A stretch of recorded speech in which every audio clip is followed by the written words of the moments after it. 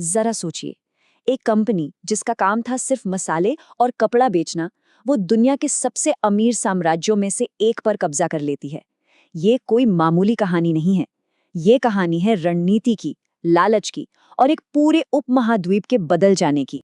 तो सवाल यही उठता है कि आखिर ये हुआ कैसे? व्यापारी से शासक बनने का ये सफर कैसे तय हुआ? एक ट्रेडिंग कंपनी ने एक पूरे साम्राज्य पर राज कैसे कर लिया? चलिए इस पूरी कहानी को परत दर परत समझते हैं। इस अविश्वसनीय कहानी को समझने के लिए हम इसे 5 हिस्सों में देखेंगे। शुरुआत करेंगे उस दौर से जब मुगल साम्राज्य कमजोर पड़ रहा था। फिर देखेंगे कि कैसे कंपनी ने उस खालीपन को भरा, पहले एक व्यापारी और फिर एक शासक बनकर। हम उनके हथियारों को भी समझेंगे, यानी तलवार और चालाक नीतियां दोनों। और फिर देखेंगे कि कैसे उन्होंने एक एक करके सबको हराया, जब तक कि 1857 का वो बड़ा विद्रोह नहीं हुआ जिसने इस कहानी का रुख ही मोड़ दिया। तो कहानी की शुरुआत कहाँ से होती है? देखिए, हैरानी की बात है कि ये कहानी अंग्रेजों की ताकत से शुरू नहीं होती, बल्कि भारत के अंदरूनी बिखराव से शुरू होती है।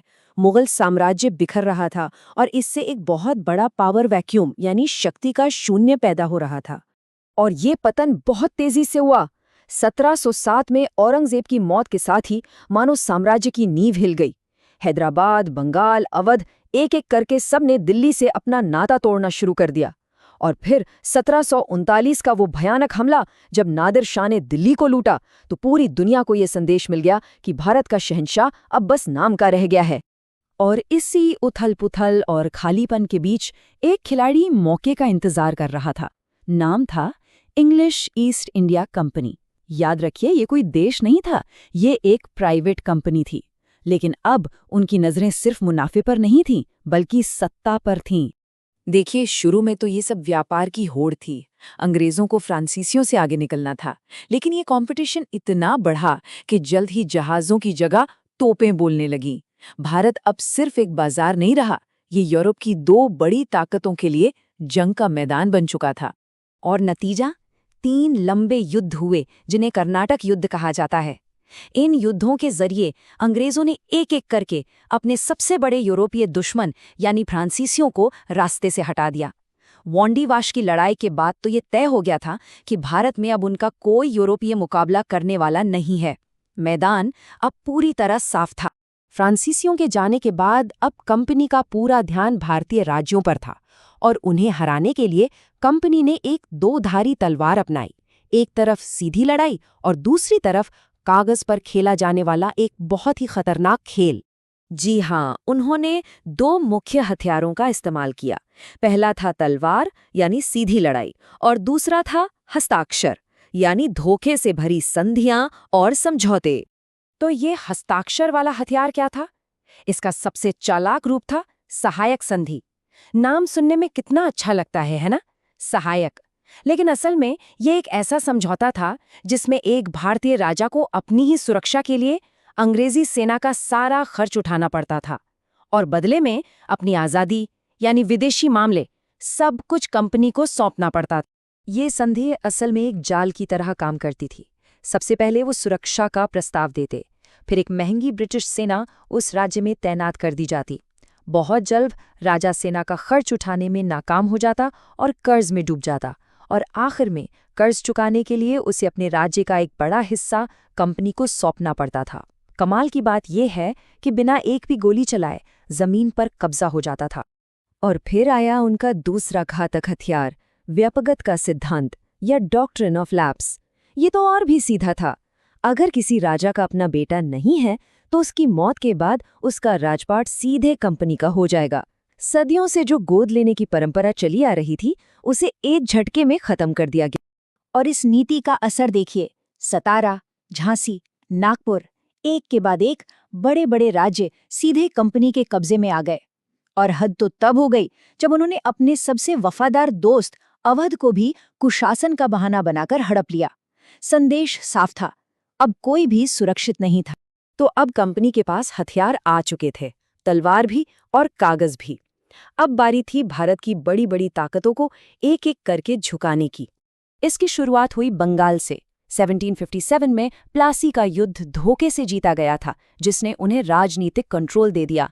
लेकिन 1764 में बक्सर की लड़ाई एक असली सैन्य जीत थी, और इस जीत के बाद जो मिला वो था सोने की खान, यानी बंगाल, बिहार और उड़ीसा से टैक्स वसूलने का अधिकार, जिसे दीवानी कहते थे। इसी पैसे से उन्होंने अपने भविष्य के सभी युद्ध लड़े।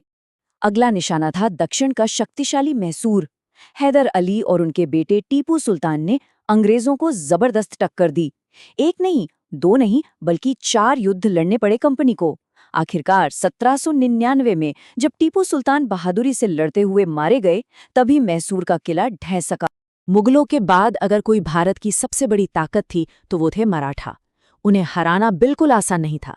3 लंबे और खूनी युद्धों के बाद आखिरकार मराठा शक्ति को पूरी तरह से तोड़ दिया गया, और अब भारत के दिल पर भी कंपनी का ही राज था।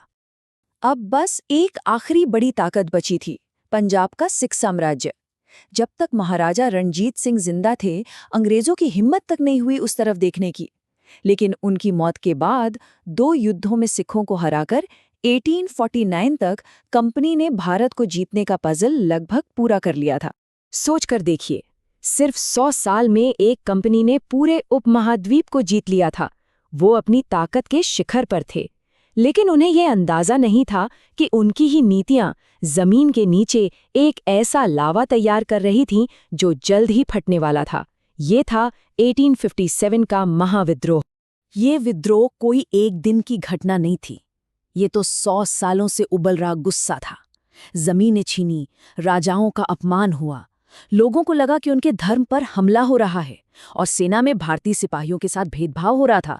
समाज का हर तबका उस प्रेशर कुकर की तरह था जो अब बस फटने ही वाला था। और फिर उस उबलते गुस्से में एक चिंगारी गिरी। वो थी नई एनफील्ड राइफल के कारतूस। एक अफवाह फैली कि इन पर गाय और सूअर की चर्बी लगी है और इन्हें चलाने के लिए मुंह से काटना पड़ता था।